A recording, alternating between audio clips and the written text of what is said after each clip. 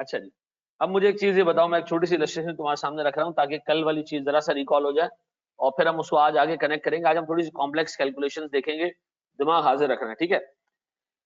देखो मुझे एक चीज ये बताओ, मेरे पास एक एक कार है, वो एग्जाम्पल लेके चलूंगा। ये कार हमने ली है 1000 रुपए की, ठीक है, 1000 रुपए की ली है।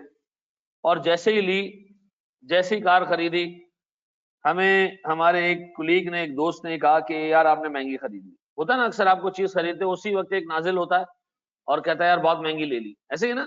तो ऐसे ही एक मनुष्य आ गया, उसने कहा कि ये आपने महंगी खरीद ली है। हमने कहा अच्छा। हमने जाके वाकई मार्केट से मालूम किया तो पता चला वाकई ये 800 रुपए की चीज है। कितने की है? 800 रुपए की चीज है, ठीक है जी। इसकी फेयर वैल्यू या मार्केट वैल्यू कितनी है? 800 रुपए की है, ठीक है जी। और अगर हम इसको आज जाके बेचें, मार्केट में इसको सेल करें तो 800 भी नहीं मिलेंगी। क्यों? हमें सर कुछ डॉक्यूमेंट्स बनवाने पड़ेंगे, कुछ ब्रोकरेज देनी पड़ेगी, ऐसे नहीं बिकेगी गाड़ी हमारी। तो सर हमें पे करना पड़ेगा कॉस्ट टू सेल। क्या पे करना पड़ेगा? Cost to sell. यानी अगर हम आज इसको बेचने जाते हैं, 800 रुपए मिलेंगे तो सही, लेकिन 50 रुपए देने के बाद, ठीक है जी। जैसे आप अपना मकान बेचते हो, मिसाल के तौर पर हमने अपना घर बेचा 3 लाख रुपए का, मिसाल दे रहा हूँ, 3 लाख का तो आज मुर्गी का डड़बा नहीं मिलता, ठीक है जी। 3 लाख रुपए का हमने घर बेचा, जिस ब्रोकर के थ्रू बिकवाया उसने कहा मैं 1% कमीशन लूंगा, ठीक है जी। तो 1% बनता है 30,000 रुपए। तो मुझे उसको 3 लाख रुपए में से 3,000 रुपए, सॉरी 3,000 रुपए मुझे उसको देना पड़ गया। ऐसा तो क्या मेरी जेब में पूरे 3 लाख आए? नहीं, कितने हैं? 297। ऐसा तो सर जब मैं गाड़ी बेचने जाऊंगा ना, 800 रुपए की बिकेगी दूसरी गाड़ी, लेकिन मुझे 50 रुपए क्या करने पड़ेंगे? कमीशन और इस तरह की चीजों में देने पड़ जाएंगे। तो सर मेरी जेब में नेट कितने पैसे आएंगे? 750। तो मैं अगर गाड़ी को बेचता हूं तो 1000 तो रिकवर नहीं हो रहे। कितने रिकवर होते हुए नजर आ रहे हैं? अच्छा, अगर मैं इसको चलाऊं, मैं इसको इस्तेमाल करूं, इसको मैं लगा दूं से उबर करीम में, ठीक है जी, और वहां से सर 5-6 साल तक ये गाड़ी चलती रहे, और 5-6 साल में सर ये गाड़ी मुझे जो पैसे देगी वो 900 रुपए। कितने? चलाऊं तो कितने मिले, बेचूं तो कितने मिले? उसका मतलब है 1000 तो फिर भी नहीं रिकवर हो रहे ना। तो मतलब है 1000 रुपए तो जो हमने खर्च किए हैं उसमें तो कुछ ना कुछ तो डूब गया है। कितना डूब गया है? 100। कैसे भाई? इन दोनों में से हायर अमाउंट कौन सी है? 900। तो एक प्रूडेंट बंदा कोशिश यही करेगा कि पूरे 900 रुपए रिकवर करे, लेकिन 900 रुपए रिकवर करने के बावजूद इस बंदे के 1000 रुपए रिकवर होते हुए नजर नहीं आ रहे। तो मुझे कितने रुपए का लॉस नजर आ रहा है?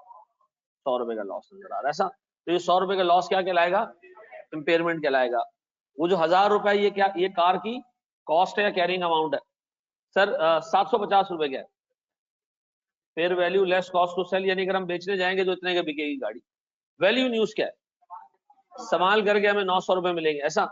और मुझे बताओ अगर मैं इस्तेमाल करूं या मैं इसको बेचूं, दोनों में से हायर अमाउंट 900 रुपए की, ऐसा। तो मुझे एक बात बताएं सर, मैं अगर 900 रुपए में इसको 900 रुपए चला के कमा भी लूं, तब भी मैंने तो 1000 रुपए की खरीदी ना गाड़ी।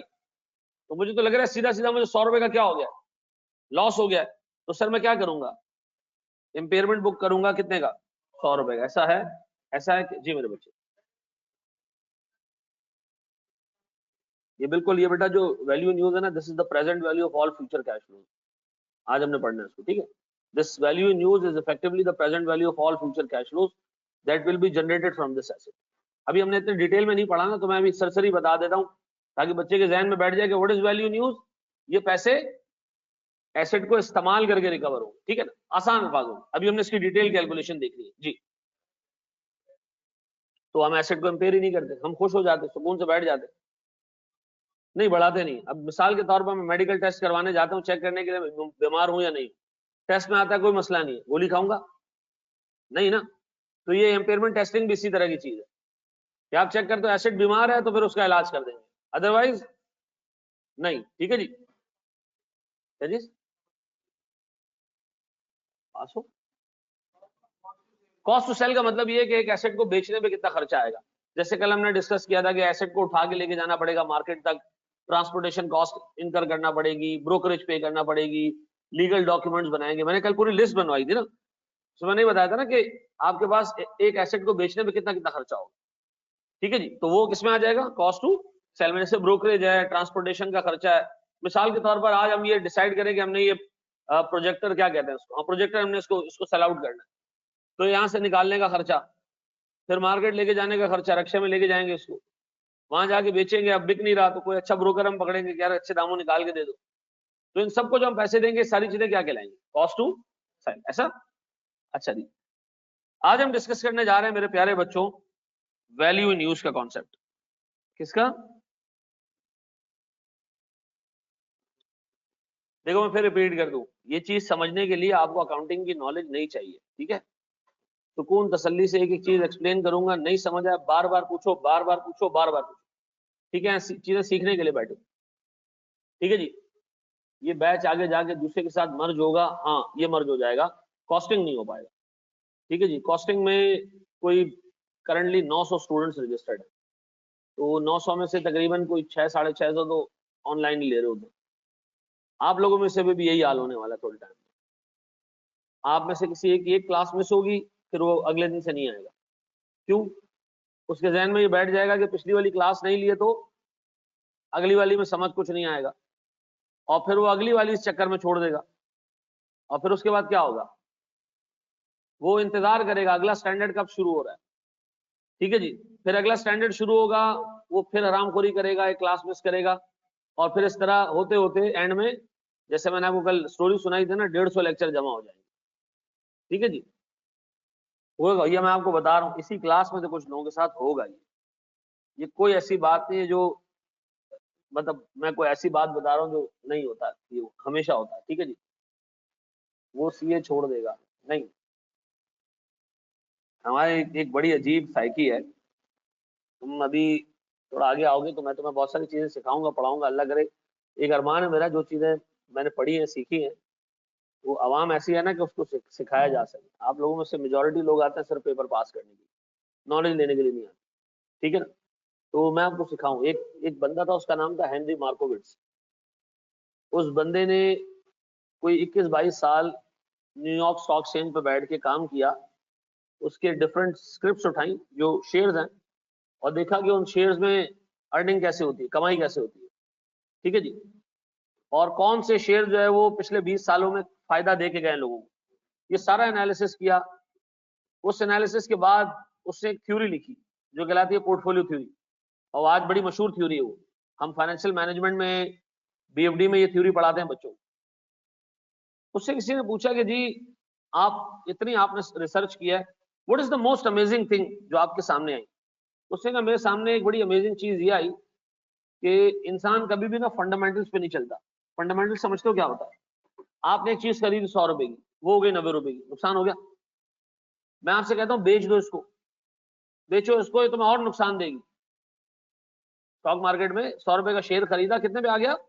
90 पे आ गया। मैं आया तुम्हारे पास, मैंने कहा इसको बेच दो, तुम्हें और नुकसान होगा। हमारे यहाँ लोग ये काम नहीं करते। वो कहता है नहीं मैं बेचूंगा नहीं, इंशाल्लाह रिकवर करके निकलूंगा। फिर 100 से आता है वो 80 पे, 90 से आता है 80 पे, फिर उसको झंझोड़ा जाता है, वो भाई बेच दे, नुकसान होगा। नहीं मैं इसको इंशाल्लाह बेचूंगा जब अपने पैसे रिकवर कर लूंगा। फिर वो 40 रुपए में बेच के जाता है। Same is the case with students in CA. आप उनको अर्ली वो फेल हो जाए ना, जब पहला आप कैफ का पेपर लेवल दो ना, और उसमें आप फेल हो जाओ, कोई 20-22 मार्क्स लेके किसी पेपर में, और आपको पता है कि यार आप नहीं कर पा रहे हो, then best strategy is to exit. यार अर्ली एग्जिट जो है ना, वो आपको बड़े लॉसेस से बचा लेती है। हमारे यहाँ लोग ना एक वो चिपक के रहते हैं, नहीं 2 साल हो गए एक भी पेपर पास नहीं हुआ, इंशाल्लाह इस अटेम्प्ट में 4 पास करूंगा, इन्ना लिल्लाहि व इन्ना इलैहि राजिऊन। तो आपको मैं बता रहा हूँ, देखो कोई बुरी बात नहीं होती, एक एक चीज से हट जाना, पीछे जाना कोई बुरी बात नहीं है, ठीक है ना? तो ये दिमाग में रखना, तुम्हारा पहला लेवल है, और सबसे ज्यादा लोग जो सीए में फिजल आउट होते हैं ना, वो इस लेवल पे होते हैं, ठीक है ना? यानी इस लेवल से आगे नहीं जा पाते। इस लेवल से आप आगे निकल गए, 80% चांसेस है कि आप क्वालिफाई हो जाओगे, ठीक है ना? इस लेवल के आगे 20% लोग ऐसे होते हैं जो प्रोफेशन छोड़ के जाते हैं, 80% लोग एक्सेल कर जाते हैं, आगे चले जाते हैं, ठीक है ना? तो ये वाला जो टाइम है ना, इसको जरा सा तरीके से गुजारना। क्लियर है? अच्छा जी, हम डिस्कस करने जा रहे हैं value news. What is value news? एक एसेट को इस्तेमाल करके जो पैसे मिलेंगे वो वैल्यू न्यूज। एक छोटी सी एग्जांपल लेते हैं। मिसाल के तौर पर मैंने एक ठेला खरीदा। ठेला समझते हो आप लोग तो? मम्मी डैडी बच्चों हैं, ऐसे हो ना? बसों में सफर नहीं किया कभी? ऐसे कितने लोगों ने बस में कभी सफर नहीं किया? वही है माशाल्लाह। चलो, एक हमने ना ठेला खरीदा, ठेला कहते हैं वो उसको, एक क्या कहते हैं उसको, मैं क्या समझाऊं यार। आपने ये दोराजी पे देखा है, यहाँ पर जो है वो गोले मिलते हैं बर्फ है। तो मैंने क्या किया, सोचा कि एक ठेला लगाता हूं मैं, उस पर ये गोले बेचा करूंगा। क्या कहते हैं उसको, गोले को क्या कहते हैं, गोला गंडा, गोला गंडा याद नहीं आ रहा था मुझे। तो गोला गंडा हम बेचेंगे सर, ठीक है जी। ये हमने डिसाइड किया, मशीन खरीद ली हमने, मशीन हमने खरीदी, ये ठेला खरीदा, पूरा सब कुछ खरीदा 1 लाख रुपए में। कितने में? 1 लाख रुपए में। क्या बनाएंगे इससे हम? गोला गंडा बनाएंगे। सर पता चला कि ये मशीन चलेगी 5 साल। कितने साल? देखा, बेहतरीन, 5 साल चलेगी। 5 सालों में जो गोले बिकेंगे, इससे गोले गंडे बिकेंगे, वो पहले साल बिकेंगे 1.5 लाख रुपए के, दूसरे साल बिकेंगे 1,20,000 रुपए, तीसरे साल बिकेंगे सर 1 लाख रुपए के, सर चौथे साल बिकेंगे 80,000 रुपए के, और 5वें साल एज लो एज 60,000 रुपए के गोले बिकेंगे। ये सेल्स हैं किस चीज की? उस प्रोडक्ट की जो मशीन से बनेगा। ऐसा ध्यान रखना है बेटा इसके ऊपर। अच्छा, सीधी सी बात है, हम ये मशीन के अंदर फूंक मार के तो गोला गंडा नहीं बनाएंगे ना, हमें उसमें बर्फ डालनी पड़ेगी, चीजें डालनी पड़ेंगी। तो इसका मतलब है सर हमारी मटेरियल की कॉस्ट होगी, ठीक है जी। मैं इसको एक नाम दे दूं, हमारी जो है वो कॉस्ट लगेगी कुछ। अच्छा, 1.5 लाख रुपए के अगेंस्ट हमारी 1 लाख रुपए की कॉस्ट लगेगी, ठीक है जी। 1,20,000 के अगेंस्ट हमारी से 70,000 रुपए की कॉस्ट लगेगी, ठीक है जी। 1 लाख रुपए की सेल्स के अगेंस्ट हमारे से 60,000 रुपीज की कॉस्ट लगेगी। सर 80,000 रुपए के अगेंस्ट से हमारी 50,000 रुपए की कॉस्ट लगेगी, और लास्ट ईयर सर हमारी से 40,000 रुपए की कॉस्ट लगेगी। सर हर साल मुझे नेट नेट कितने रुपए बचेंगे? 50,000 यहां बचेंगे, फिर सर मुझे 50,000 यहां बचेंगे, फिर 40,000 यहां बचेंगे, फिर 20,000 यहां बचेंगे, फिर 30,000, ठीक है, फिर और 20,000 मुझे यहां बचेंगे। ये 5 सालों में मुझे टोटल पैसे मिलेंगे। डन। अब सर 5वें साल के एंड पे, 5th ईयर के एंड पे, मैं ये गोले की मशीन जो तबाह हाल होगी, ये कचरे के दामों उठा के क्या करूंगा? बेच दूंगा। तो मुझे क्या मिलेगी सर? डिस्पोजल या स्क्रैप वैल्यू एंड पे जाके मिलेगी 5,000 रुपए। अब बताओ मेरे प्यारे बच्चों, इस पर्टिकुलर एसेट से, इस पर्टिकुलर गोले की मशीन से आपको अगले 5 सालों में कितना कैश जनरेट होता हुआ नजर आ रहा है? सर पहले साल 50,000 का कैश जनरेट होता हुआ नजर आ रहा है, सेकंड ईयर में 50,000 का कैश जनरेट होता हुआ नजर आ रहा है, थर्ड ईयर में 40,000, फोर्थ ईयर में 30,000, और फिफ्थ ईयर में 25,000 रुपए का कैश जनरेट होता हुआ नजर आ रहा है। अगर मैं इन सबको एडअप कर दूं तो वैल्यू न्यूज बन जाएगी, ऐसा ना? यदि वैल्यू न्यूज का मतलब है एसेट को इस्तेमाल करके ये पैसे निकलेंगे, ऐसे ही है। लेकिन सर फिर हमें एक चीज पता चलती है कि जिस माशरे में, जिस मुल्क में हम रहते हैं, वहां पर अगर आज एक 10 किलो के आटे की कीमत से 100 रुपए, तो एक साल बाद वही 10 किलो आटा 110 रुपए का मिल रहा होगा। यानी पैसे की वैल्यू क्या होती जाएगी? जब पैसे की वैल्यू कम होती जाती है तो चीजें क्या हो जाती है? महंगी हो जाती है। आज इस पर्टिकुलर माउस के 500 रुपए देने पड़ते होंगे, यानी 500 रुपए में माउस आ जाता है। लेकिन सर कल शायद ये 500 रुपए में ना है, बल्कि कितने में है? इसका मतलब है रुपए ने, पैसे ने अपनी कदर, पैसे ने अपनी कीमत, पैसे ने अपनी वैल्यू क्या कर दी है? कम कर दी है, डिटेरियोरेट हो रही है, एरोड हो रही है पैसे की वैल्यू। तो सर हमें एक बात पता है कि जो पैसे मुझे 1 साल बाद मिलेंगे, क्या चाह रहा है भाई? 1 साल बाद जो मुझे पैसे मिलेंगे 50,000, उसकी आज वैल्यू 50,000 नहीं है, बल्कि उससे कम है, ठीक है जी। क्योंकि सर जो वैल्यू मुझे 1 साल बाद मिलेगी 50,000 रुपए की, सर आज जो मैं 50,000 रुपए में चीजें खरीद सकता हूँ, 1 साल बाद उतनी चीजें नहीं खरीद सकता हूँ। तो उसका मतलब है सर मेरे पास ये जो सारी वैल्यूज आ रही हैं, इसमें टाइम वैल्यू का फैक्टर इनकॉर्पोरेटेड है। मुझे क्या करना है? उसको एलिमिनेट करना है, हटाना है उसमें से, क्योंकि ये सारी वैल्यूज क्या आ रही है? बड़ी हुई आ रही है। आज की टर्म्स में ये वैल्यू क्या होंगी?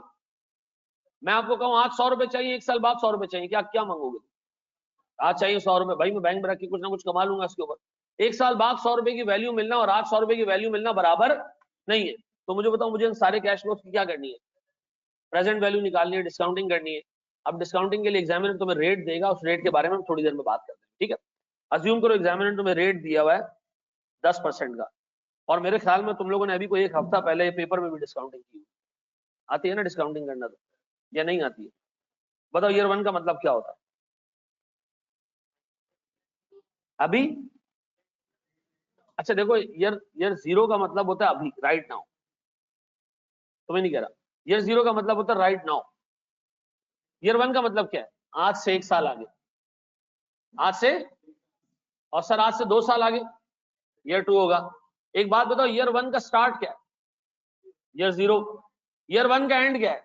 ईयर 1। ईयर 2 का एंड क्या है? ईयर 2 का स्टार्ट क्या है? ईयर 1। ऐसा, ये बात समझ आती है ना? यानी सर मेरे पास, मैं इस वक्त कहां मौजूद हूं? मैं इस वक्त ईयर 0 पे हूं। ईयर 0 का मतलब है राइट नाउ। ईयर 1 का मतलब क्या है? 1 साल आगे। ईयर 2 का मतलब 2 साल आगे। तो अब आइंदा के बाद कोई भी तुम्हें ईयर 0 का रेफरेंस दे, तो ईयर 0 का मतलब है राइट नाउ। जिस पॉइंट पे मैं खड़ा हूं, ये ईयर 0 है। ठीक है जी। अब बताओ 1 साल आगे मेरे लिए क्या है? तो ये जो मुझे 50,000 रुपए मिल रही है, आज मिल रहे हैं, 1 साल बाद मिलेंगे। तो सर क्या मुझे इसकी प्रेजेंट वैल्यू निकालनी चाहिए?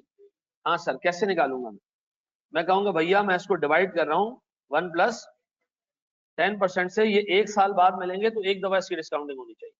ठीक है जी। ये मिल रहे हैं 2 साल बाद, तो सर इसको डिवाइड बाय 1.1 डिवाइड बाय 1.1 होना चाहिए। यानी 1.1 से कितनी दफा इसको डिवाइड दो? 2 दफा। इसको 1.1 से कितनी दफा डिवाइड करूं? 3 दफा। और 4 दफा। और अब बताओ इन सब की इंडिविजुअल वैल्यूज क्या आ रही है?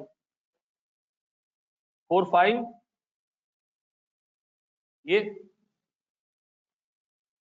सेम नहीं होगी ना, पावर 2 लगी हुई है। ईयर 0 को भी कोई कॉस्ट होगी नहीं? ईयर 0 का मतलब तो अभी अभी राइट ना, परचेस तो हो चुका है ना जी। 4141 322 पक्का। 37565 पक्का। फिर 34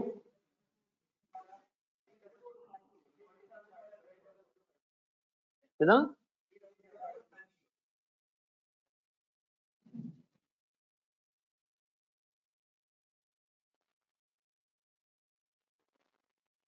बोलो मेरे बच्चों।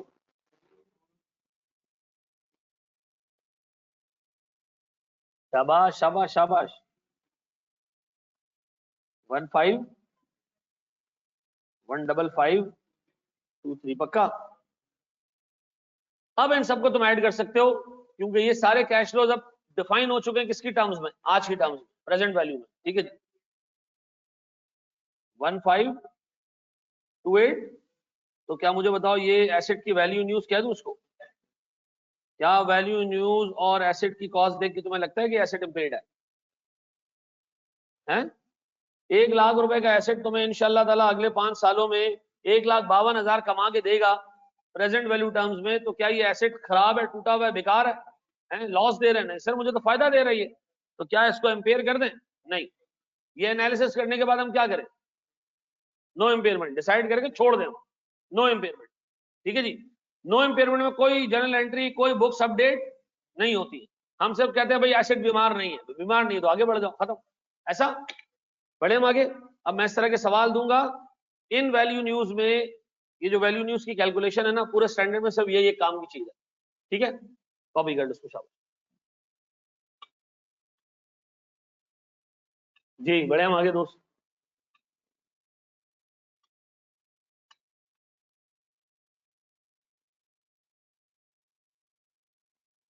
कर लिया कॉपी?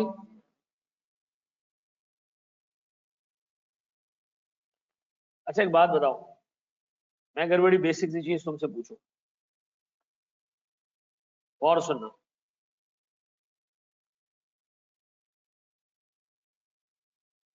सर ये कर लिया था ना कॉपी? सर ये डिस्पोजल वाला स्टेप एक दफा फिर बता दे। भाई 5,000 रुपए की एंड में मशीन बिक जाएगी, तो आप कहोगे कि भाई मैंने इस्तेमाल करके इतने सारे पैसे कमाए और एंड में बेच के भी 5,000 कमा लिए। ठीक है जी। एंड में इसको बेच के भी 5,000 कमा लिए, तो इतने सारे हमें पैसे मिल गए। तो इस सारे पैसों की आपने क्या करनी है? प्रेजेंट वैल्यू निकालनी है। अच्छा एक बात बताओ, मैं बैंक से लेता हूं लोन 100 रुपए का। कितने का? 100 रुपए का। और मैं बैंक को कहता हूं 1 साल बाद ये पैसे वापस करूंगा। ठीक है, बताओ 1 साल बाद मैंने कितने पैसे बैंक को वापस करने का? 10% का इंटरेस्ट रेट है। 110, ऐसा यह है। ये बात समझ आती है ना? जब आप बैंक से लोन लेते हो तो आप अगर 100 रुपए का लोन ले रहे हो तो बैंक को आपने अगले साल 110 रुपए वापस करने, ऐसा है। अच्छा जी, अगर मैं आपसे कहूं प्यारे भाई, इसमें जो 10 रुपए हैं वो फाइनेंसिंग कैश फ्लोज है। कौन से कैश फ्लोज हैं? यानी 10 रुपए का सूद है इसमें। आइंदा के बाद जब मैं वर्ड यूज करूं ना, finance cash flows, financing cash flows, तो ये बात होगी वो कैश फ्लोज जो किससे रिलेटेड है? सूद से रिलेटेड है। डन, ये दिमाग में। अच्छा मुझे एक बात बताओ सर, मैं अगर आपसे कहूं प्यारे भाई, ये जो आपने वैल्यू न्यूज की कैलकुलेशन की है ना ऊपर, आपसे अकाउंटिंग स्टैंडर्ड ये कहता है कि एक एसेट जितने भी कैश फ्लोज जनरेट करेगा, क्या जनरेट करेगा? What is meant by cash flow?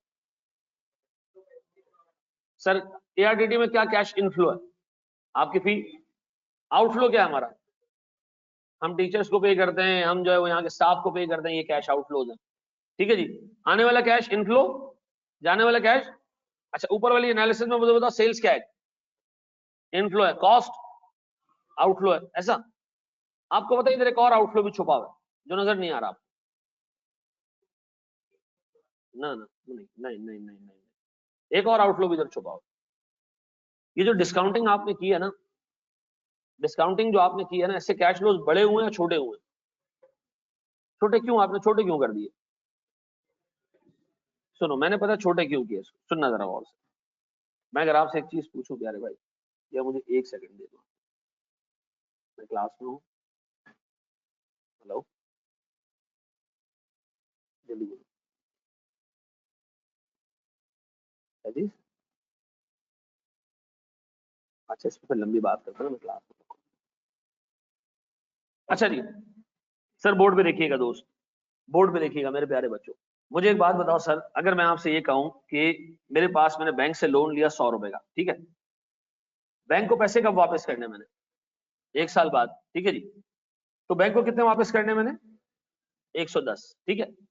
Bank को वापस करने 110, क्लियर बात है, सीधी बात है। अच्छा ये अज्यूम करो कैश लोन है। बताओ बैंक से किस रेट पे आपने लोन लिया था?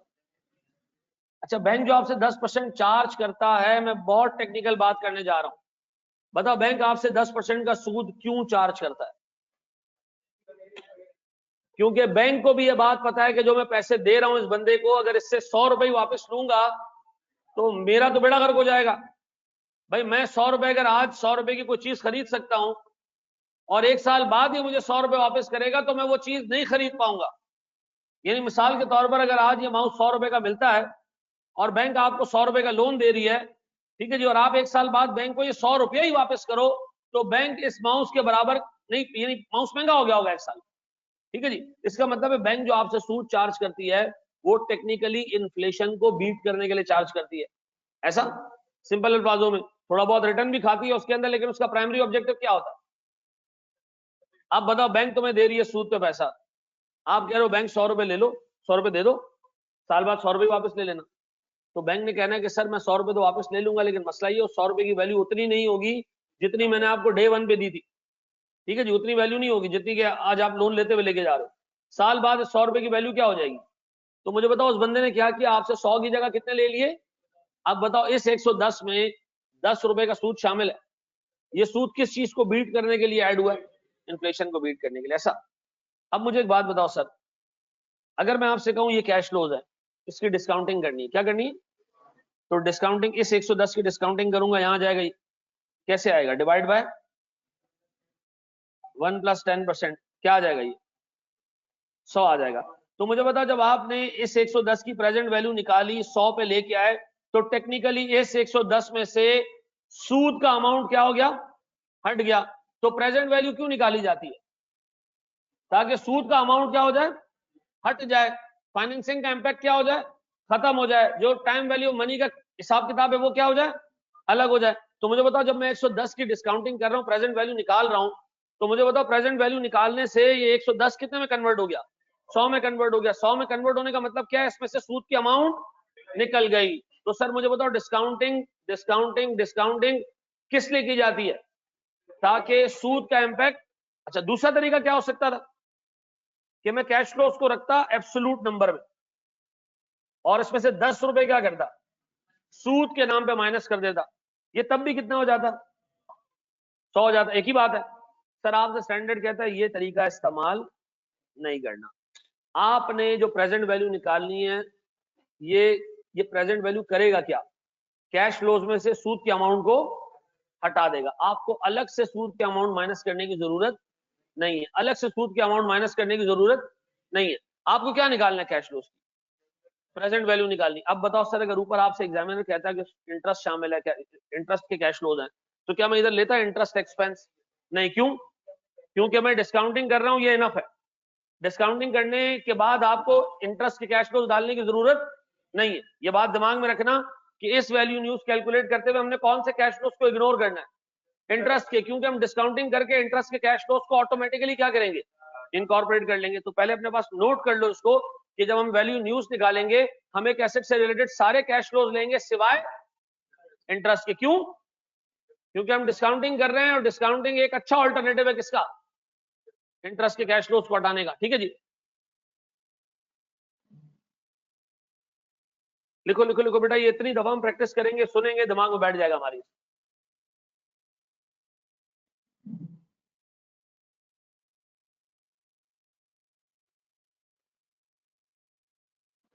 जी मेरा बच्चा,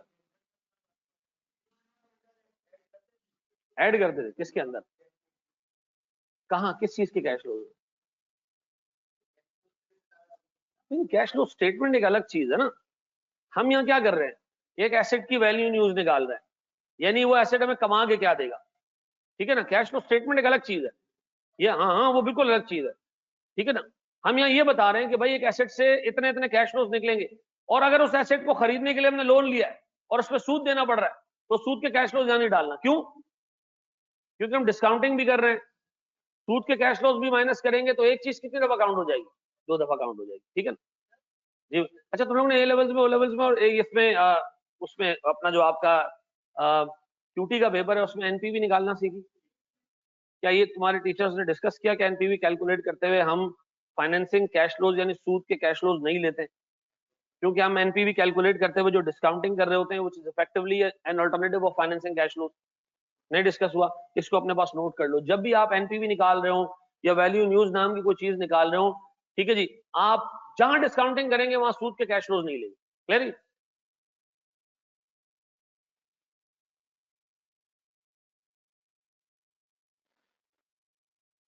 सर हमने 7 एक्सेप्शंस पढ़नी है। कितनी?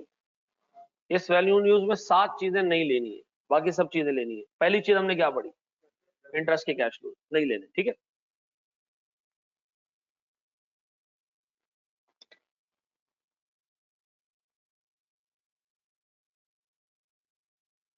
बड़े एक्सेप्ट। अच्छा जी, इसका जब सवाल आता है ना पेपर में, अजीब बात आपको बताऊं, इसका सवाल आता है पेपर में, उसका जवाब होता है 4 लाइनों का, 4-5 लाइन या मैक्सिमम 7-8 लाइनों में जवाब आ जाता है। 8 से 9 नंबर का सवाल होता है इसका, और सवाल होता है लंबा काफी, जवाब उसका बहुत छोटा बनता है। उस जवाब में आधे नंबर होते हैं चीजें इग्नोर करने के। आधे नंबर किस चीज के लिखा होता है इसने, इस बंदे ने कैश फ्लोज, इंटरेस्ट के कैश फ्लोज इग्नोर किए, 1 नंबर। अगर आपने वो डाल दिए कैश फ्लोज ना, तो वो नंबर आपको नहीं मिलेगा। ठीक है ना, यानी यहाँ कॉपी के ऊपर जो चीजें लिखी हुई उससे उससे ज्यादा मार्क्स किसके, जो चीजें नहीं लिखी हुई।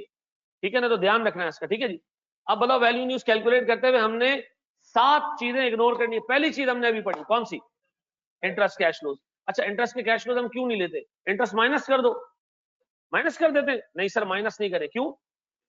सर आप डिस्काउंटिंग कर रहे हैं, तो डिस्काउंटिंग करने से कैश फ्लोज क्या हो रहे हैं, छोटे हो रहे हैं, कम हो रहे हैं, तो इंटरेस्ट माइनस करोगे तो एक ही चीज 2 दफा काउंट हो जाएगी। तो आपने क्या करना है, इंटरेस्ट के कैश फ्लोज यहां पर नहीं लेने, ऐसा। अब सुनना जरा प्लीज बोर्ड पे, दूसरी चीज और फिर एक सवाल, 2 चीजें फिर एक सवाल, 2 चीजें फिर एक सवाल। ठीक है, जो साइंस वाले बच्चे नहीं है, क्या उनको चीजें समझ आ रही है? थोड़ा सा मुश्किल हो रहा होगा उनको, क्योंकि उन्होंने तो मतलब मेंढक और काटना पीटना पड़ा होगा, ऐसे ही। ये तो आसान चीजें यार, वो ज्यादा मुश्किल है। अब मैं वाकई बताऊं, ये मेडिकल बहुत मुश्किल चीज है, ऐसा है कि नहीं? आसान है, इंजीनियरिंग बहुत आसान है, इंजीनियर आपको अभी हमने एक यहाँ बंदी हायर किया है, वो MSc बॉटनी है एंड उसको सिर्फ 20,000 रुपए की सैलरी पर हमने हायर किया, ठीक है ना। तो मैं बच्चों को कहता हूँ कि जिन्होंने तालीम हासिल करनी है ना, या तो मेडिकल पढ़ना है तो प्रॉपरली जाके पढ़ो, पूरी एंड तक लेके जाओ, और अगर नहीं लेके जा सकते ना तो फिर इससे बेहतर है आप बीकॉम कर लो, कहीं ना कहीं नौकरी पे लग के कुछ ना कुछ कमा लोगे, ठीक है जी। ये MSc बॉटनी और बी फार्मेसी और पता नहीं ये जो क्वालिफिकेशन है पाकिस्तान में, इसकी कोई वर्थ नहीं है। इंजीनियर की कोई वर्थ नहीं है यार। NED का क्वालिफाइड इंजीनियर जो है वो आपको ईद के दिन 15,000 रुपए में गाय काट के दे रहा होगा, है? मैं आपको फैक्ट बता रहा हूँ, ऐसे हैं इस प्रोफेशन में बहुत है। मैं एक दफा एक मेडिकल कॉलेज तो नहीं कहूंगा मैं उसको, आदम जी गया था, आदम जी कॉलेज है, इसमें मैं गया था बच्चे पकड़ने के लिए कि CA आ जाओ यार, CA में आ जाओ। तो फैक्ट है, मैं तो बताता हूँ। अच्छा, मेरे साथ बाकी स्कूल ओनर्स भी गए थे, कवानी साहब भी गए थे, एक आध और भी बंदा था। तो वहां उन्होंने लंबी लंबी स्पीचेस दी, तो 20-20 22-22 मिनट बोले। उसके बाद एक और बंदा आया, मुझे उन्होंने खड़ा कर दिया। अब मैं कोई 20 मिनट तक बताता रहा यार, ये फायदा है, ये प्रोफेशन में ये फायदा, देखो मैं 25 साल की एज में जो है वो कंपनी का CFO बन गया था, 4.5 लाख रुपए मेरी सैलरी थी। तो खुद सोचो, आज मैं कॉलेज चला रहा हूँ, ये कर रहा हूँ, वो कर रहा हूँ। उसके बाद वो मुझे, मैंने कहा कितने लोग CA करेंगे, एक बच्चे ने हाथ खड़ा किया। 200 लोग बैठे हैं उनके ऑडिटोरियम में, एक बच्चे ने हाथ खड़ा किया। मैंने कहा ये तो बेइज्जती है, गजब बेइज्जती है। मैंने कहा भाई रुको, मैंने कहा भाई क्यों, रीजन क्या है, क्यों नहीं करना चाह रहे हो CA? कहा सर हम ईदी बनेंगे, हम खिदमत करेंगे, हम डॉक्टर बनेंगे, हम ये बनेंगे, हम वो बने। मैंने कहा सारी ईदी बनोगे, चंदा मांगोगे तो चंदा लोगे किससे? किसी ने सेठ बनना नहीं बनना है? ये क्वालिफिकेशन तुम्हें सेठ बनाएगी। अल्लाह का शुक्र है वहां से 30-35 बंदे लेकर आए वहां से, ठीक है ना, वो आप सेठ बन रहे हैं। अच्छा जी चलो, है तो सेठ बनना है या ईदी बनना है? सेठ बनना है भाई। अच्छा देखो सुनो, ये हमारा कराची, हमारा प्यारा शहर, ठीक है। ये है पेशावर, ये भी हमारा शहर है? अभी ले जाते हैं आपको। चलो आगे, सोच लेना। क्या जी, नहीं नहीं, मैं खुद पेशावर में पैदाइश है मेरी, मैं पेशावर का हूँ, ठीक है जी। दोनों शहर हमारे, ठीक है। अच्छा जी सर, ये पेशावर है, कराची है। कराची और पेशावर दोनों में एक एसेट इंस्टॉल हुआ, एक मिसाल के तौर पर एक प्लांट लगा, दोनों जगह पे एक प्लांट लगा, ठीक है। ये प्लांट आइडेंटिकल है, एक जैसे प्लांट है, 100% एक जैसे आइडेंटिकल, इन दोनों में कोई फर्क नहीं है।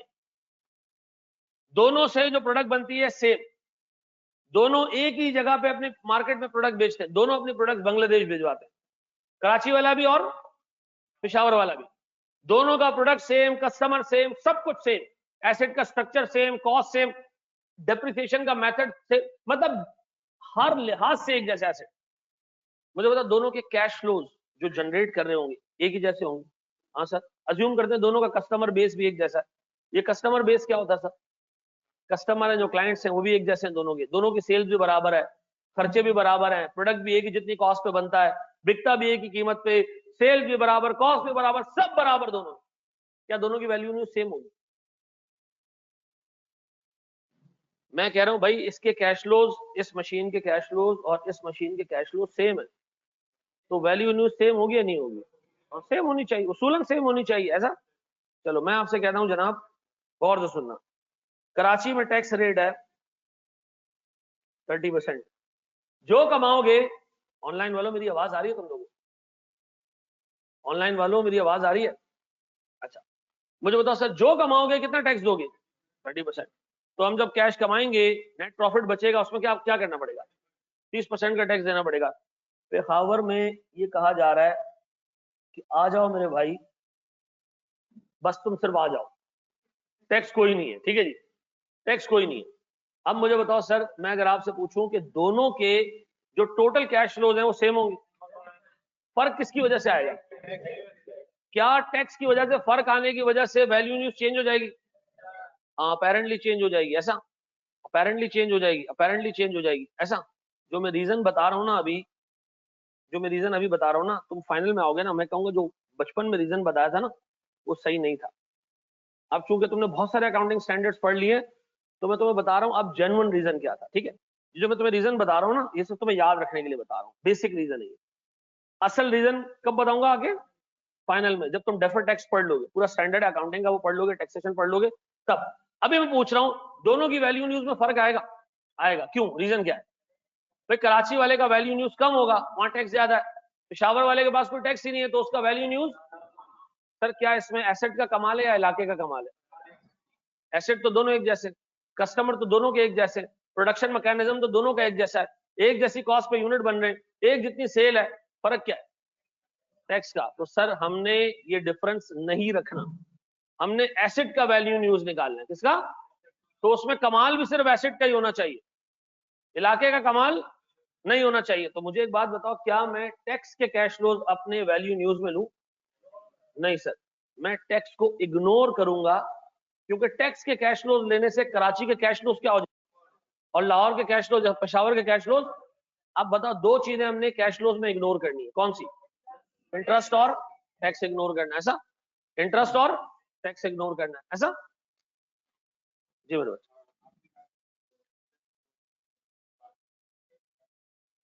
देखो मैंने कहा इंटरेस्ट के कैश फ्लोज माइनस मत करना, discounting is enough for it. मैं कह रहा था फाइनेंसिंग कैश फ्लोज का मैं जब भी नाम लूं ना तो उसका मतलब इंटरेस्ट है, ठीक? जी मेरे बच्चे, सही है। जब इग्नोर करोगे तो दोनों के कैश फ्लोज बराबर हो जाएंगे। क्या चीज? किसी और का? नहीं नहीं नहीं नहीं, देखो मुझे एक बात बताओ मेरे प्यारे बच्चे, ये सारा एनालिसिस जो हम कर रहे हैं क्या ये अकाउंटिंग है? नहीं, ये अकाउंटिंग नहीं है, ये सिर्फ एनालिसिस है। चेक कर रहे हैं कि हमारा एसेट कहीं खराब तो नहीं हो गया, कहीं उसकी वैल्यू गिर तो नहीं गई है, ये कहीं रिकॉर्ड नहीं हो रहा, ये कहीं रिकॉर्ड नहीं हो रहा। मेडिकल टेस्ट कराते हैं ना हम, खून हमारे जिस्म से निकाला जाता है, फिर उसको 1000 तरीकों से इवेल्युएट किया जाता है कि कोई बीमारी या मसला तो नहीं है। क्या वो हमारे जिस्म पे काम हो रहा होता है? नहीं। अगर कोई बीमारी निकलती है तो फिर हम क्या करते हैं? इलाज करते हैं। ये टेस्ट भी इसी तरह का, ये कहलाता है एम्पेयरमेंट टेस्ट। आप एनालिसिस कर रहे हो अलग से बैठ के, चेक कर रहे हो कि एसेट खराब तो, यानी एसेट की वैल्यू गिर तो नहीं गई है, कहीं नुकसान तो नहीं हो गया हमें, ये कहीं पर रिकॉर्ड नहीं हो रहा। एम्पेयरमेंट निकलेगी तो हम रिकॉर्ड करेंगे जाके बस, और वो भी सिर्फ एम्पेयरमेंट रिकॉर्ड करेंगे। मुझे बताओ जितने कैश फ्लोज आएंगे वैल्यू न्यूज में, कौन से कैश फ्लोज है? पास्ट के या फ्यूचर के? फ्यूचर के। अंदाजा ही है तो, एक्चुअल तो नहीं है ना। हमारा अंदाजा है कि अगले साल इतनी सेल्स होगी, उसके अगले साल ये जितने भी कैश फ्लोज है वो क्या है? फ्यूचर कैश फ्लोज है, अंदाजा। ठीक है जी। तो हम सारी बातें किस पे कर रहे हैं? अंदाजे पे कर रहे हैं। अब बताओ अगर मैं टैक्स से कैश फ्लोज हटा दूंगा तो पेशावर और कराची के कैश फ्लोज क्या हो जाएंगे? सेम हो जाएंगे। अब दोनों की वैल्यू न्यूज क्या निकलेगी? सेम निकलेगी। जी मेरे बच्चे,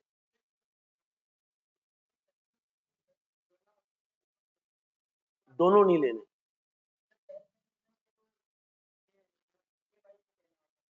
देखो मैं आसान कर देता हूँ, जिस भी जगह मुल्क जाओगे ना, जो कमाओगे वहां टैक्स देना पड़ेगा, ऐसा। उसमें उस मुल्क का कमाल है, लॉ का कमाल है। कुछ जगह ऐसी हैं जहाँ पे टैक्स रेट बहुत ज्यादा है, कनाडा वगैरह जाओगे वहाँ टैक्स रेट बहुत ज्यादा है, ऐसा। पाकिस्तान में रुकोगे एक दरमियाना टैक्स रेट है, दुबई चले जाओगे तो कोई टैक्स ही नहीं है। अब अज्यूम करो हमारी इन तीनों मुल्कों में एक मशीन लगी हुई, एक एक मशीन लगी हुई, तीनों की कमाई एक जितनी है, तीनों के यूनिट्स एक जितने हैं, सेल्स एक जितनी है, सब कुछ एक जितना है, तीनों मशीन हैं भी एक जैसी। मुझे बताओ जो पाकिस्तान में कैश फ्लोज हम कमा रहे होंगे, जो दुबई में कमा रहे होंगे, दुबई के कैश फ्लोज ज्यादा होंगे, क्यों? उधर टैक्स नहीं है। कराची के अंदर थोड़ा बहुत जो कमाते हैं वो हम किसको दे देते हैं? गवर्नमेंट को दे देते हैं। कनाडा में तो हम कमाते हैं आधा, गवर्नमेंट को दे देते हैं। तो बताओ अगर मैं पूछूं कि सबसे कम कैश फ्लो कौन जनरेट कर रहा होगा? कनाडा वाला बंदा। कब सबसे कम कैश फ्लो बनता होगा उसका? उसकी प्लेट में जो आता है गवर्नमेंट आधा ले जाता है उठा के, कराची 1/3 ले जाता है, और दुबई पूरा बंदे को दे देता है कि खाओ पियो, टेंशन नहीं है, टैक्स पे नहीं करना तुम्हें। अब मुझे एक बात बताओ, अगर मैं तीनों एसेट्स की वैल्यू निकालूंगा, किसका वैल्यू ज्यादा आएगा? दुबई वाले का। तो सर आपको नहीं लगता ये बाकी दो के साथ जाती है? ठीक है जी, बाकी दो एसेट्स में तो कोई मसला नहीं है ना, बाकी दो एसेट्स तो अपनी जगह सही है, मसला किसकी वजह से आ रहा है?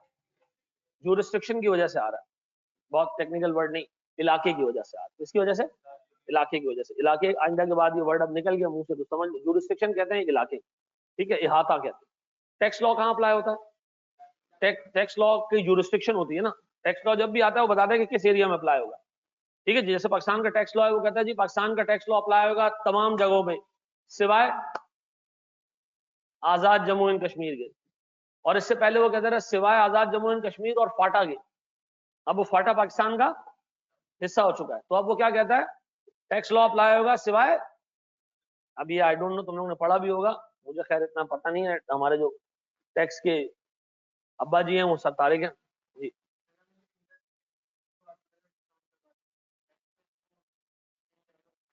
अच्छा मुझे एक बात बताओ, ये जो कैश फ्लोज आप इग्नोर कर रहे हो या डाल रहे हो, करना क्या, ऐसे करना क्या चाह रहे हो? तो ये चेक करना चाह रहे हो कि एसेट इम्पेयर्ड है या नहीं, ये हमने रिकॉर्ड नहीं करना कहीं पे भी, ये कहीं पे भी रिकॉर्ड, टैक्स को सेम रखने का भी कोई फायदा नहीं, ठीक है ना। इससे बेहतर है क्या करें हम, इग्नोर कर दें। फिर बेटा एक चीज सुन लो, मेरी आवाज आ रही है ऑनलाइन वालों? भाई मेरी आवाज आ रही है ऑनलाइन वालों? मेरी आवाज आ रही है? Yes sir. यार बाकी भाई एक अच्छा सा इंटरनेट लगवा लो, ठीक है ना। कितने रुपए का खर्चा आता है आजकल? एक अच्छा पैकेज मंथली कितनी कॉस्ट है? 1500 रुपए तुम्हारी अच्छी खासी ट्रैवलिंग कॉस्ट सेव हो रही है ना, है या नहीं हो रही है? होती है ना भाई। इतना सुन क्यों हो तुम लोग यार? जिंदगी से इस एज में हार गए हो, पड़े हो बस, कोई जिंदगी में थ्रिल नहीं है। आपकी आवाज नहीं आ रही है मुझे, बाजी अब आ रही है? सब कुछ तो चल रहा है यार, क्लियर है, आवाज आ रही है भाई? मेरी आवाज आ रही है? यस। यार बाकी लोग भी तो लिखो ना भाई, कि आप नहीं चलते हैं भाई, लिख के दे दो यस या no. Yes yes yes yes, बस बहुत है, बहुत है, बहुत है, बहुत। चलो जी यहाँ देख लो, यहाँ करीब रहने से शायद आ रही है और दूर जाने से शायद नहीं। बोर्ड पे देखना। अब बताओ किन दो चीजों को इग्नोर करना है आपने? अच्छा मैं फिर एक बात बता दूं, जब सीए फाइनल में आओगे ना, मैं तुम्हें बताऊंगा टैक्स इग्नोर करने का एक बहुत बड़ा रीजन कुछ और है, ठीक है। लेकिन वो कुछ और आपको मैं भी समझा नहीं सकता हूँ, ठीक है ना। बहुत सारी चीजें आप बचपन में किताबों में पढ़ते हैं, टीचर क्या कहते थे, ये आगे आपको समझाएंगे, ठीक है जी। तो हंस क्यों रहे हो यार तुम? क्या पढ़ा था तुमने ऐसा है? अच्छा जी, बड़े हम आगे। अच्छा जी मैं आपको दे रहा हूँ एक छोटा सवाल, ठीक है जी। आपने मुझे क्या निकाल के देनी है उसमें? वैल्यू न्यूज निकाल के देनी, कोई मसला नहीं भाई।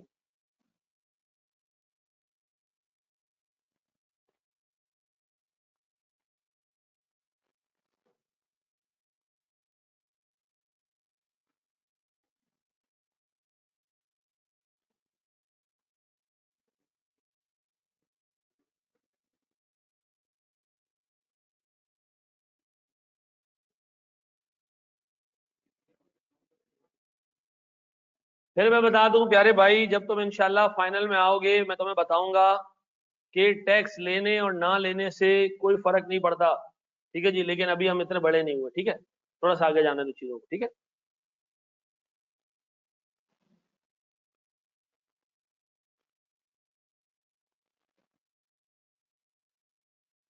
थोड़ा सा मुश्किल सवाल दे दूं, कर लोगे ना? कोशिश कर लेंगे सर। ये होती है दुनिया की सबसे बड़ी टोपी, मैं पूरी कोशिश करूंगा। आपको कोई बंदा ये बोल के आसरा देना कि मैं पूरी कोशिश करूंगा कि मैं अम्मी को मना लूं, इसका मतलब है कि अम्मी नहीं मानने वाली है।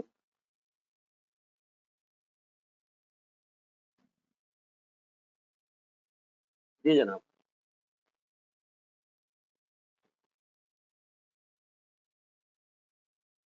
चलो जी सर, बोर्ड पे देखिएगा, मैं सवाल को रीड करूंगा और फिर आपको करने के लिए दूंगा सर। सवाल है थोड़ा सा मुश्किल, थोड़ा सा टेक्निकल, दिमाग हाजिर रखिएगा प्लीज।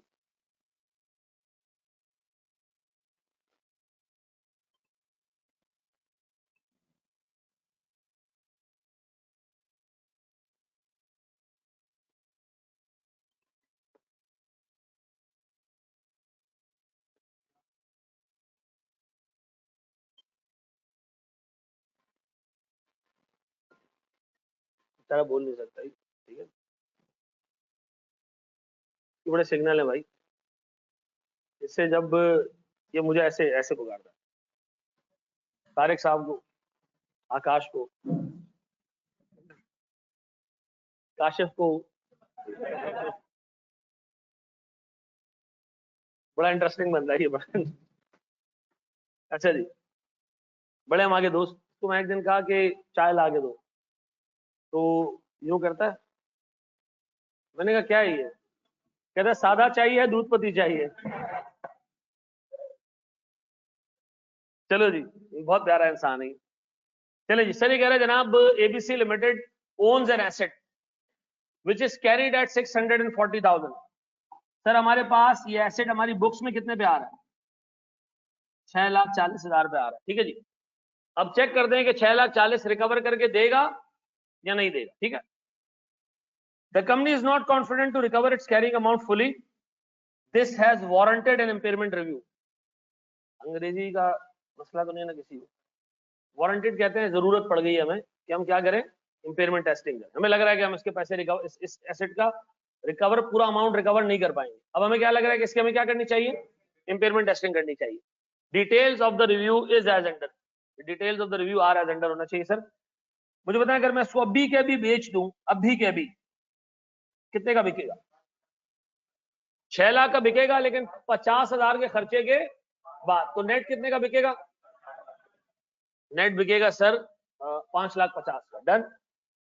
अगर सर मैं इसको 5 साल चलाऊं और इसके बाद बेचूं उसको, तो कितने का बिकेगा, 80,000 का बिकेगा। मुझे बताओ ये 80,000 का जो बिकेगा, ये मैं किस कैलकुलेशन में यूज करूंगा, ये वैल्यू इन यूज की कैलकुलेशन में यूज होगा ऐसा, और ये fair value less cost to sell है। अभी बेचूं तो कितने का बिके, 5,50 का, 5 साल बाद बेचूं तो 80,000 का बिकेगा भी, 5 साल कमा के भी देगा।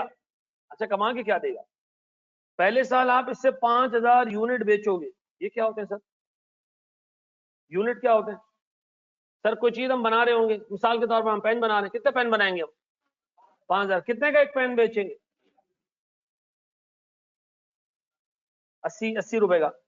एक पेन बनाने पर खर्चा कितना आएगा, 12 रुपए का मटेरियल, 15 रुपए का लेबर, और मटेरियल और लेबर के अलावा बाकी खर्चे भी तो होंगे, ठीक है जी।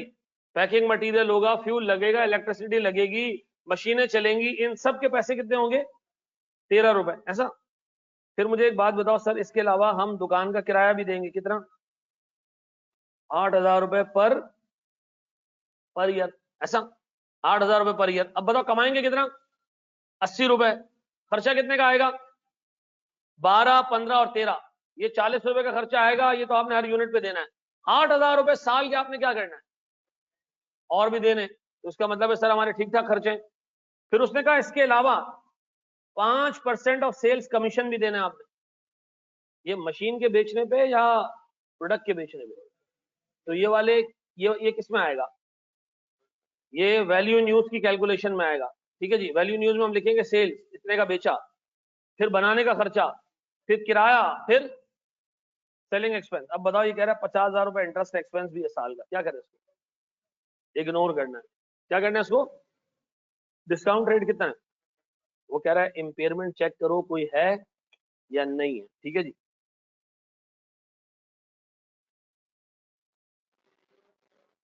VOH इज वेरिएबल ओवरहेड्स, यहां रख दो, नहीं वहीं रख दो। वेरिएबल ओवरहेड क्या होता है वो सुन लो।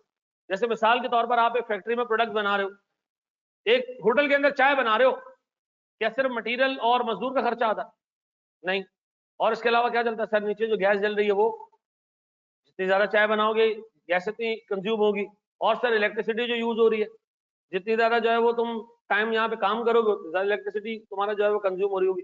ये जो खर्चे हैं ये क्या कहलाते हैं, ये कहलाते हैं ओवरहेड्स। अच्छा चूंकि ये हर नंबर ऑफ यूनिट बढ़ाने से खर्चा बढ़ेगा, जितने ज्यादा कप बनाओगे उतना ज्यादा गैस का खर्चा आएगा, जितने ज्यादा कप बनाओगे, जितने ज्यादा काम करोगे, उतने ज्यादा इलेक्ट्रिसिटी का खर्चा आएगा। तो हम इसको क्या कहते हैं, वेरिएबल ओवरहेड, यानी सर जितना काम उतना खर्चा, ठीक है जी। अब बताओ एक कप बनाने पे हमारे यहाँ मटेरियल कितने का लग रहा है, 12 रुपए का, लेबर कितने का लग रहा है, 15 रुपए का, और साथ में 13 रुपए की गैस और ये सारी चीजें भी लग रही है। ठीक है जी। अच्छा बेचेंगे कितने में एक कबाब?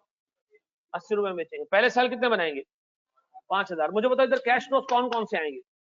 सेल्स और कॉस्ट में वेरिएबल कॉस्ट अलग आ जाएगी, फिक्स कॉस्ट अलग आ जाएगी। एक और कैश फ्लो आएगा सर, सेलिंग एक्सपेंसेस 5%, और एंड में 80,000 रुपए भी आएंगे। आप ये सवाल लो, आपका टारगेट है इसको 50% सही करना है। कितना? 50%। शाबाश, आपका एवेल्यूशन 50% है। शाबाश।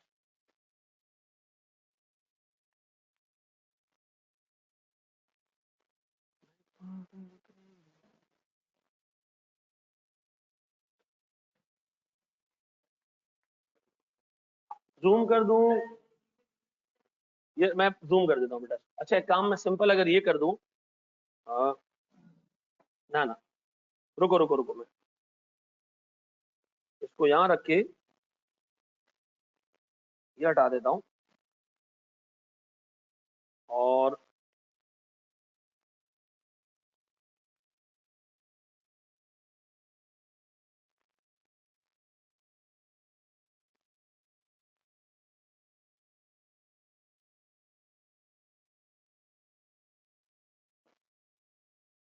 अब सही है? अब कुछ क्लियर हुआ? सेम मीनिंग है बेटा निहाल, सेम मीनिंग है। यही है काफी सारे लोगों का। यही।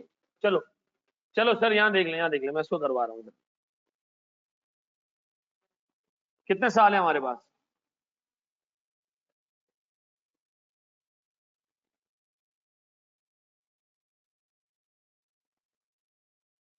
प्यारे बच्चों, बोर्ड पे बोर्ड पे बोर्ड पे बोर्ड पे, सबसे पहले बताओ सेल्स। मैं बताऊं 5000 यूनिट हम बेचेंगे 80 रुपए में।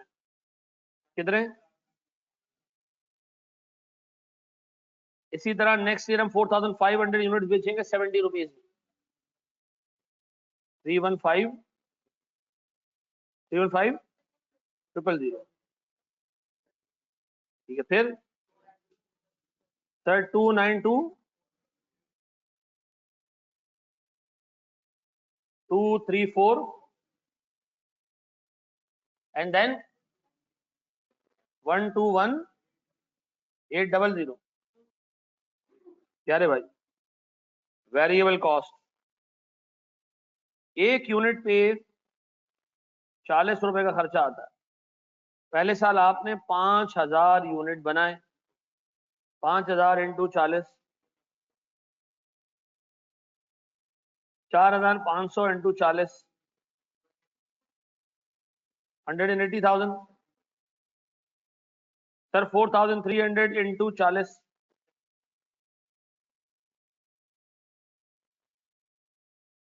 सर 2900 इंटू 40,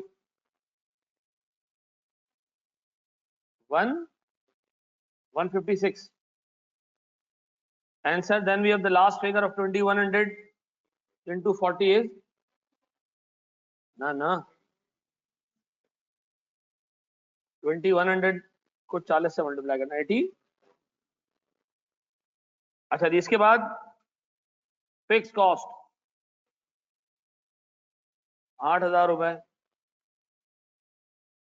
8000 रुपए। फिर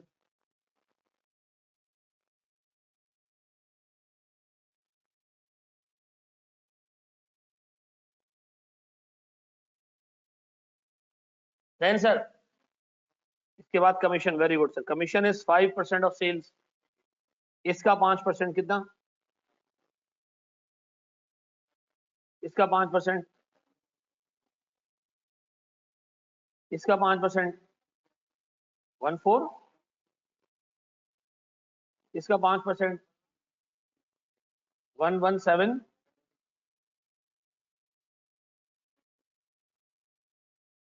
और एंड पे आके डिस्पोजल वैल्यू कितने की? जी मेरे बच्चे, कोई सवाल यहां तक किसी का? कितने लोगों ने ये कैश फ्लो सही ड्राफ्ट कर लिए थे? तो फिर कहां पर मैसअप किया?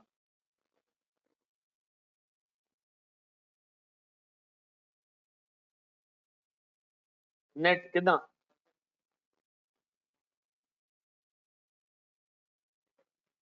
111, चलो जी यहां तक भी सब साथ है। 977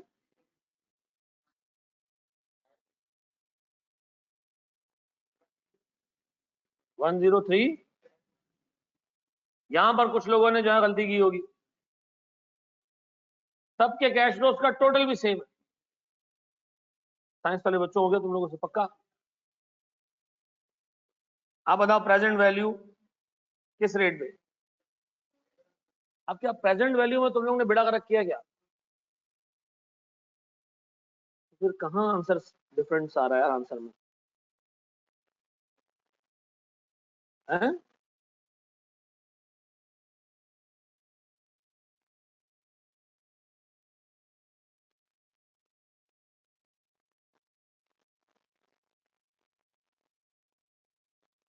पांच, सॉरी।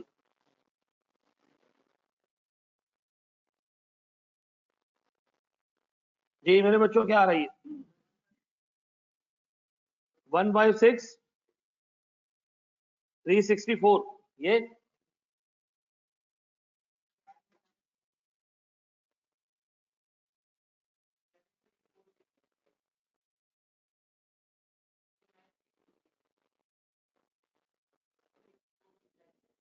643। अब क्या इसमें टोटल में गलती की है? अब बताओ क्या आ रहा है ये वैल्यू न्यूज कितना?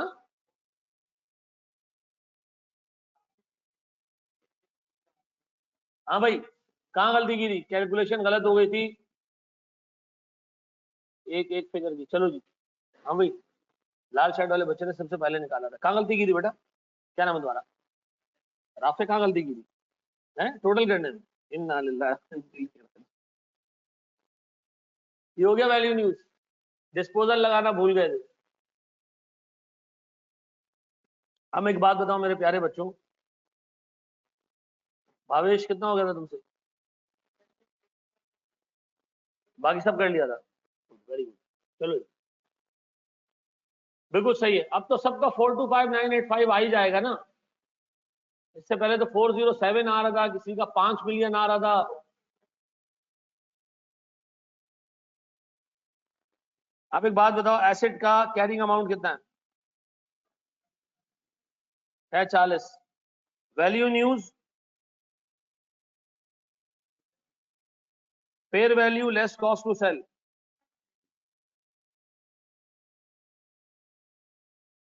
Higher of them still is not recovering the full amount, ऐसा resulting in an impairment loss of 90,000 rupees। ऐसा ही है। आप इसको सुकून से कॉपी करें। एक सवाल हम और देखते हैं। हमारी क्लास है कितने बजे तक? 12:45 तक है। एक हम डिस्कशन कर सकते हैं एटलीस्ट, 10 मिनट है हमारे पास। जी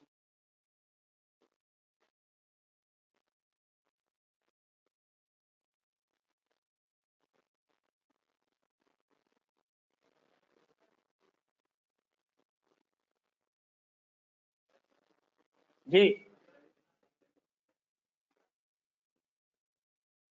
7 कैश फ्लोज मिला के लिखने की बात करो ना। 7 है, अभी हमने 2 पढ़ी है। हाँ हाँ ना, 7 7 ही पढ़ेंगे ना, अदरवाइज तो हम वैल्यू न्यूज नहीं निकाल पाएंगे ना। जी मेरे बच्चे किसकी? ये हमें कब पता चला कि इसको निकालने का कोई फायदा नहीं था?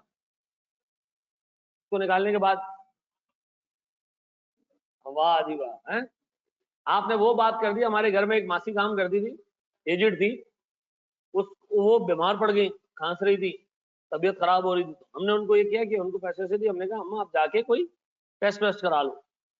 तो वो ले गए, उनके ब्लड टेस्ट वगैरह सारे टेस्ट वगैरह करवा दिए। तो एक दिन वो रिपोर्ट्स लेके आई और यो रिपोर्ट्स ना ऐसे सोफे पे फेंक दी। हमने कहा क्या हुआ? कुछ नहीं निकला बेटा, इतना खर्चा हो गया तुम्हारा। मैंने कहा जब क्या मतलब इतना खर्चा हुआ तो जरूरी है कि कुछ निकले आप में से, हैं? अच्छा मुझे पता कब चला कि हमारे लिए कैलकुलेशन यूजलेस थी? जब कर लिया और हमें पता चला कि भाई ये तो fair value less cost to sell से कम। ये होता है ना बंदे को, एक पास पेपर का सवाल है, उसमें वैल्यू न्यूज की लंबी चौड़ी कैलकुलेशन, ठीक है ना, और उसके बाद इंपेयरमेंट निकल रहा है fair value less cost to sell से, लेकिन वो एग्जामिनर होशियार है, उसने वहां लिखा था कि आप वैल्यू न्यूज कैलकुलेट करें पार्ट ए, पार्ट बी में उसने लिखा आप इंपेयरमेंट निकालें। अदरवाइज अगर वो खाली लिख देता ना इंपेयरमेंट, और किसी के पास टाइम नहीं होता और वो एसेट की कैरिंग अमाउंट और fair value less cost to sell को कंपेयर करके इंपेयरमेंट निकाल लेता, एग्जामिनर को पूरे मार्क्स देने पड़ते, ठीक है ना। वो एग्जामिनर थोड़ा होशियार था। सेल्स कैसे आई, वेरी गुड यार, तो जल्दी जाग गया बच्चा। नंबर ऑफ यूनिट्स को हमने सेलिंग प्राइस से क्या किया, मल्टीप्लाई किया, ठीक है। नंबर ऑफ यूनिट्स को हमने सेलिंग प्राइस से मल्टीप्लाई किया तो सेल्स आ गई। 5,000 को अगर 80 से मल्टीप्लाई करोगे तो सेल आ जाएगी। नहीं नहीं बिल्कुल होंगे भाई, हाँ हाँ, ना ना ना ना ना, एक चीज सुन लो भाई, एक चीज सुनो, एक सवाल में, ये सवाल आई कि आपने दिया 10 नंबर का, मिसाल दे रहा हूं, बता इसमें अवेलेबल मार्क्स कितने, इसके अंदर अवेलेबल मार्क्स होते हैं 12, मैक्सिमम नंबर होते हैं 10। क्या मतलब, आपने मिसाल के तौर पर सेल गलत निकाल ली, फिर भी आपको 10 नंबर मिल जाएंगे। क्यों, इस सवाल में पड़े हुए नंबर 12 है, पड़े हुए नंबर कितने, 12, लेकिन अगर आपने पूरा सही कर लिया तो भी आपको कितने मिलेंगे, 10, 10 से ज्यादा नहीं मिलेंगे। लेकिन गलती करने के बावजूद आपको, अच्छा देखो आई क्या भी ये बताता है कि गोल्ड मेडल मेरिट जिस बच्चे का है उसने कितने मार्क्स लिए। इंट्रो टू अकाउंट्स में जिसका मेरिट आता है वो नंबर लेते हैं 99, 97, 98, तो क्या मतलब उसने कोई गलती नहीं की होती है, की होती है यार। लास्ट टाइम यहाँ जिस बच्चे का ओवरऑल गोल्ड मेडल आया, उसके 4 सब्जेक्ट्स में हाईएस्ट मार्क्स थे और वो चारों 90s में थे। वो भी हमारा असिस्टेंट होता है तो मैं नजर आता होगा अक्सर, हसीब, ठीक है ना। लेकिन वो कहता है मैंने बहुत सारी गलतियां की पेपर में, ठीक है ना। तो 125 से 130 अवेलेबल मार्क्स होते हैं, उसमें से आपको बेटा 100 मतलब 50 लेने, उसके अंदर भी नशई 130 नंबर में से 25 लेके आते हैं, ये कॉम भी एग्जिस्ट करती है बेटा। ये मैं अभी आपको कोई गलत बात थोड़ी बोल रहा हूँ, ठीक है ना। बढ़े आगे, नहीं नहीं ऑफ ऑफ नहीं, कितना टाइम होगा, चलो 5 मिनट ही रहेगा। एक चीज सुनो, एक चीज सुनो सुनो, एक बात बताओ, मैं तुम्हें एक छोटी सी ट्रिक सिखाता हूँ इंपेयरमेंट को अवॉइड करने की, ठीक है। इंपेयरमेंट निकलता है वैल्यू न्यूज से, अगर वैल्यू न्यूज बहुत ज्यादा हुई तो इंपेयरमेंट नहीं निकलेगा, ऐसे ही है ना। वैल्यू न्यूज कौन से कैश फ्लोज है, जो हो चुके हैं या जो होंगे, अंदाजा है नहीं। एक मेरे पास ऑर्डर आया, यही एसेट लेंगे, कहता है ये इम्पेयर्ड है, 90,000 की इंपेयरमेंट है इसमें, कौन लेकर आया मेरे पास, ऑर्डर लेकर आया। मैंने कहा ये बिल्कुल भी इम्पेयर्ड नहीं है। उसने कहा आप पागल हैं, आपके कैश फ्लोज देखें, 4,25,000 का वैल्यू न्यूज आ रहा है। मैंने कहा किसने कहा 4,25,000 का वैल्यू न्यूज है, उसने कहा ये कैलकुलेट हुआ हुआ है, आप चला क्यों रहे हैं। मैंने कहा रुको मैं आपको बता रहा हूँ, 3 साल बाद इस एसेट में हम एक चिप इंस्टॉल करेंगे, ये एक रॉकेट बन जाएगा, रॉकेट हम भेजेंगे मार्स पे, यहां से लेके मार्स तक का फासला हम 2 घंटे में तय करेंगे, ठीक है जी। लोगों को लेके जाएंगे, ऑप्शन देंगे, हैदराबाद जाओगे तो इतना टिकट और यहाँ जाओगे तो इतना टिकट। इंशाल्लाह ताला ये जो आगे के चौथे और 5वें साल के कैश फ्लोज हैं ये मिलियंस में आएंगे फिर, तो ये एसेट इम्पेयर्ड नहीं है। उसने कहा ये क्या बात हो गई, हमने कहा वैल्यू न्यूज का क्या मतलब होता है, फ्यूचर कैश फ्लोज की, तो मैं बता रहा हूँ ना मैं फ्यूचर में काम कर लूंगा, ठीक है जी। मैं इस एसेट को क्या बना दूंगा, रॉकेट बना दूंगा, और फिर हम इंशाल्लाह इसको मार्स में लेके जाएंगे, वहां से जो है वो हम सारा हिसाब किताब करेंगे सर, वहां जाके हम जो है वो आबादी बसाएंगे सर, लोगों को लेके जाएंगे, है? अब मुझे एक बात बताओ, क्या इससे इंपेयरमेंट अवॉइड की जा सकती है? क्योंकि फ्यूचर कैश फ्लोज तो आपके हाथ में ना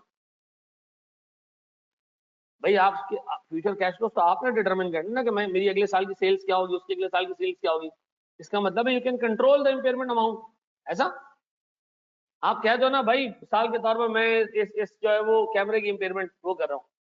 मैंने कहा भाई ये कैमरा, आपने कहा इम्पेयर्ड है, ये इसका लेंस खराब है, मसले से कोई इनकम नहीं मिलेगी आपको।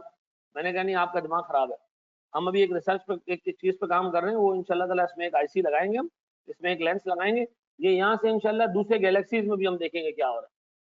ठीक है जी, वहां जाना नहीं पड़ेगा, यहीं से उनकी मूवी बनाएंगे। अब मुझे एक बात ये बताओ यार, इस तरह तो फिर कोई एसेट भी इम्पेयर्ड नहीं होगा ना। अब कल हम इसको डिस्कस करेंगे कि अगर ऐसा सिनेरियो आ जाए कि एक बंदा कहे कि भाई मैं तो इसको पता नहीं क्या बनाने वाला हूँ, ठीक है जी, तो सर स्टैंडर्ड मना करता है कि ऐसी चीजें अलाउड नहीं है। लेकिन कैसे मना करता है वो, कितने कितनी चीजें हमने देख ली, दो कौन कौन सी, इंटरेस्ट और टैक्स, 6 चीजें 5 चीजें हमने और देखी। ठीक है जी, थैंक यू।